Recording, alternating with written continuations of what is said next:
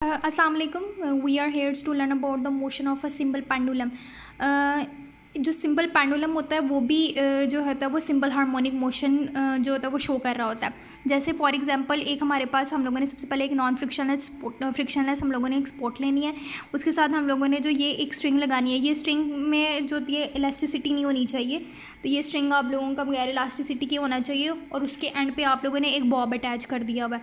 अब देखें ये इस पोजीशन पे जहाँ पे बॉब लगा हुआ है ओ पोजीशन पे, इसे हम लोग कहते हैं मीन पोजीशन।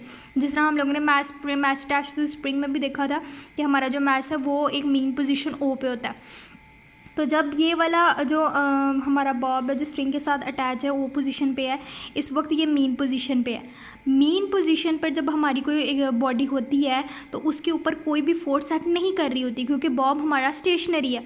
अब अगर हम बॉब को ए पोजीशन की तरफ मूव करें, यहाँ से उठा कर अगर हम लोग उसे ए पोजीशन की तरफ मूव करें तो यहाँ पे भी नेट फोर्स जो होती है वो ज़ीरो है। क्यों ज़ीरो है? क्योंकि हम लोगों को पता है कि अगर कोई भी वेट लिफ्टिंग चीज़ होती है तो उसके जो स्ट्रिंग में होते हैं वो टेंशन होती है।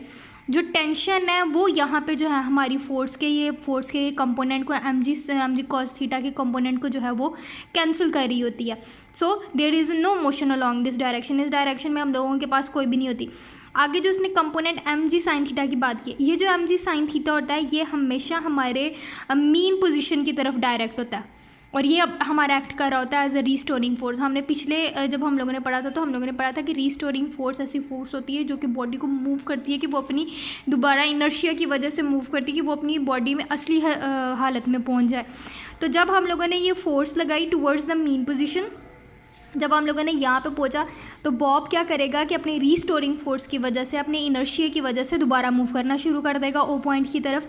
ये इसलिए क्योंकि आप लोगों को पता है कि बॉडी अपनी इनर्शिया की वजह से अपने मीन पोजीशन की तरफ मूव करना शुरू कर देती है।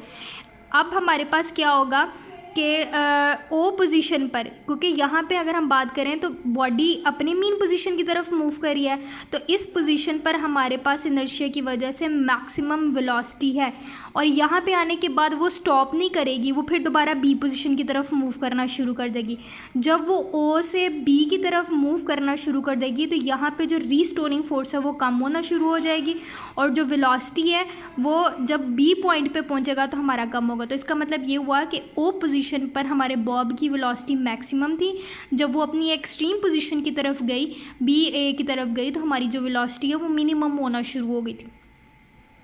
अब इस पोजीशन पे हमारे पास वेलोसिटी भी मैक्सिमम, फोर्स नहीं थी है।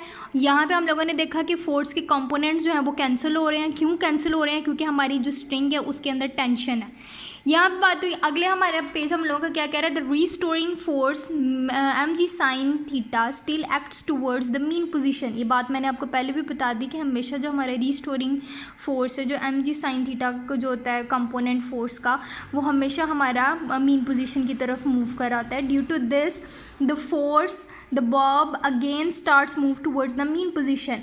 इन this way the bob continues to and fro about the mean position. और हम लोगों को पता है कि जो भी body to and fro motion कर रही होती है अपनी मीन पोजीशन पे, वो उसको हम लोग सिंपल हार्मोनिक मोशन कहते हैं।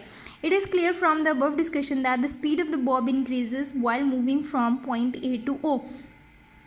हमारी जो स्पीड है वो इंक्रीज़ है क्योंकि ओ पोजीशन पर आगे स्पीड का चेंज होगा, वेलोसिटी हमारे पास मैक्सिमम होगी। तो वो देखो कह रहा है कि ए से ओ की तरफ मूव करेगा तो हमारे बॉब की स्पीड इंक्रीज़ होगी। इनडायरेक्टली हमारे पास जब ओ पे आएगा तो हमारी वेलोसिटी मैक्सिमम हो जाएगी। Therefore the acceleration of the bob is also directly towards the O. हमारी जो एक्सेलरेशन है वो भी जो है वो ओ की तरफ होगी। Similarly when the bob moves from 0 to O, इसकी स्पीड कम होना शुरू हो जाएगी और speed due to the decrease of the restoring force. Therefore, acceleration of the bob against towards is the O. It follows that the acceleration of the bob is always directly towards the mean position. Hence, the motion of the simple harmonic pendulum is a simple harmonic motion. ये उसका time है 2 पाई, इसकी length है और ये हमारे पास gravity का जो जी होता है ये वो है।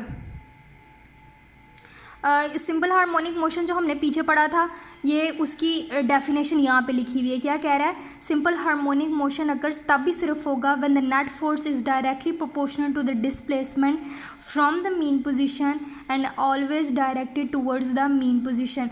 हमारे पास सिंपल हार्मोनिक मोशन सिर्फ तब होगा जब नेट फोर्स डायरेक्टली प्रोपोर्शनल होगी कि कितना डिस्प्लेसमेंट हम लोगों ने कवर किया है from the mean position. Indirectly आप लोग ये कह सकते हो कि simple harmonic motion always proportional to the सिर्फ नेट फोर्स जो होती है वो हमारी टूवर्ड्स द मीन पोजीशन होनी चाहिए।